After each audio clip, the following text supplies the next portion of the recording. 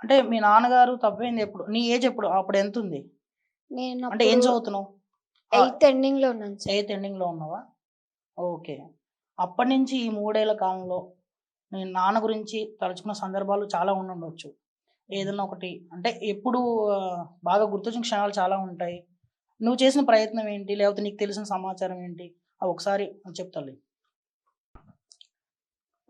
Police పరంగా sir వాళ్ళు ఎప్పుడైనా ఇక్కడ ఉన్నారా అనేసి చెప్పినా, లేదా మా రిలేటివ్స్ ఇలా చుట్టుపక్కల ఉన్నవాళ్ళు ఇక్కడ మీ డ్యాడీ కనిపించారని చెప్పినా, ఆ ప్లేస్‌కెళ్ళి వెతికేవాళ్ళము. అంటే నేను గూడా ఎళ్ళేదాన్ని వెతకనీకే. ఒకరోజు ఇంకా మా డ్యాడీ ఇక్కడ పార్క్స్ వైపు ఉన్నప్పుడు ఉన్నారని చెప్తే, అక్కడ డే మొత్తం వెతికాను. హ్మ్. కానీ ఏమి తెలియలేదు.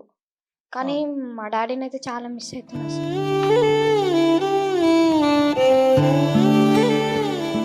మాకిప్పుడేందంటే, ఇప్పుడు మాతో ఉండడం ఇష్టం లేక వెళ్ళిపోయారంటే, ఒక్కసారి మమ్మల్ని కలిసి మాతో మాట్లాడితే చాలు. తర్వాత వెళ్ళిపోయినా ఓకే. సేఫ్‌గా ఉన్నారు, హ్యాపీగా ఉన్నారని తెలిస్తే చాలు. హ్మ్. అంతకు మించి ఇంకేమొద్దు మాకు. అంటే మాకేదో పెడతారని కాదు సార్. మా మమ్మీ ఉంది. మేము మా మమ్మీని చూసుకుంటాం. మా మమ్మీ మమ్మల్ని చూసుకుంటది.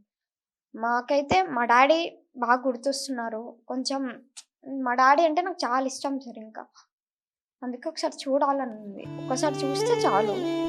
ఇంక మళ్ళీ ఎళ్ళిపోయినా నాకేమంత పర్వాలేదు. ఓకే తల్లి. మన ప్రయత్నం మనం చేద్దాం.